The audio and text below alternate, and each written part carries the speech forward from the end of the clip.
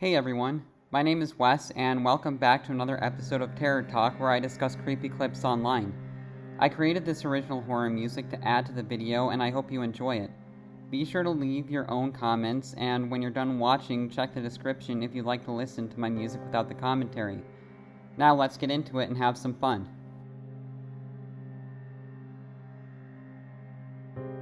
This story takes place when I was a junior in high school. For context, here's a little background information. Back in the day, I was a pretty involved student, took all the hard classes, and was in a few varsity sports. In one of these ways, I was always busy and didn't have much time for myself, and part of me was thankful for that. It provided me an escape from a world where my parents had recently parted ways and my older brother had just gone to college. It was just me and my little brother then. He also was a swimmer and a smart kid in his own right. We were really similar, even to this day. But probably because of the stresses our family situation put on us at the time, we didn't get along, near at all.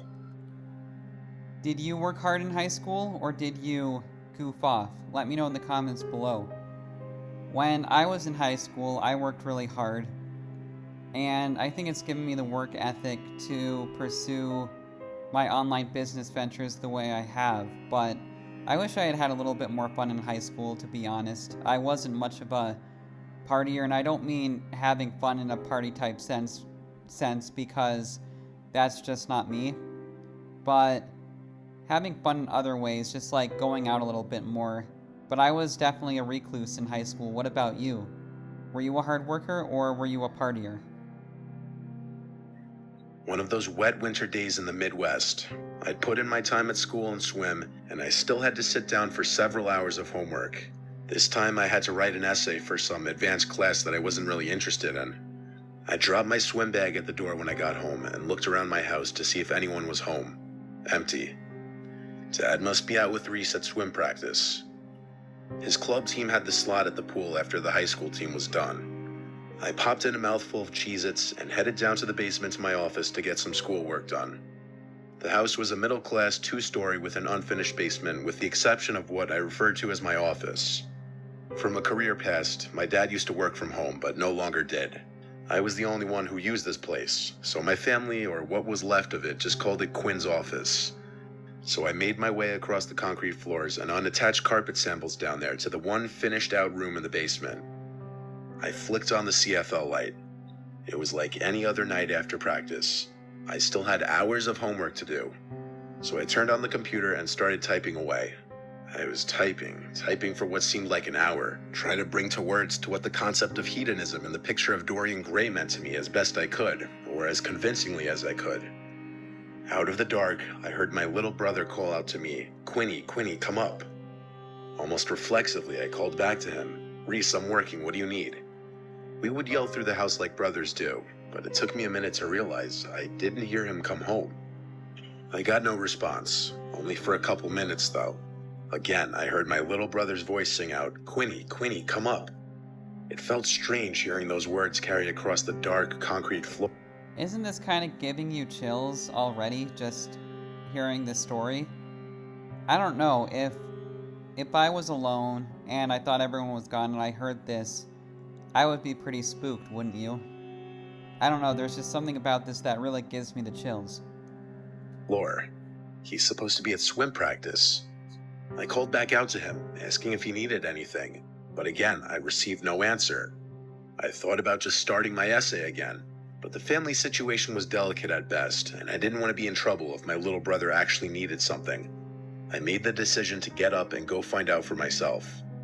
I bounded up the basement staircase, the only way a high schooler can, and I called out again for my brother. "Reese, what's up? I'm really busy." I checked all around the main floor looking for my little brother, or even signs he was home. No shoes, no backpack, so he wasn't home, and there was no car in the driveway either. The only reason my dad would be gone right now would be to pick him up. Satisfied, I turned back for the stairs, when I heard my little brother's voice ring out, "Quinny, come up." This time every hair on my body stood on end. It just didn't make sense. He had to be at practice, and if he really needed me, he would have come to me.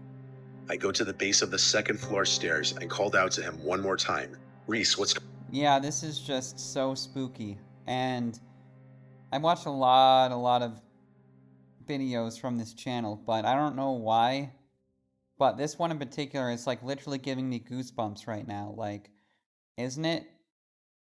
Isn't it giving you goosebumps? Because I just think this would be so creepy to hear someone calling you from the other end of the house when they're supposed to be away. Like, OMG. What's going on? Are you okay? For a minute, no answer. Reese, I'm really busy. Can you tell me what's up? It's quiet for way too long as I stared up the dark staircase. Logically, I had no reason to believe anyone was up there, until I heard Reese's voice calmly speak this time and not call out in his sing-song way those same 4 words.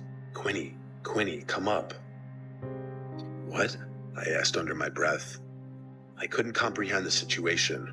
I did quick inventory of any probable scenario. Break-in, wrong voice. A prank? I would have seen something at this point. It had to be Reese, and maybe helping him would make me a good brother. So I began up the stairs.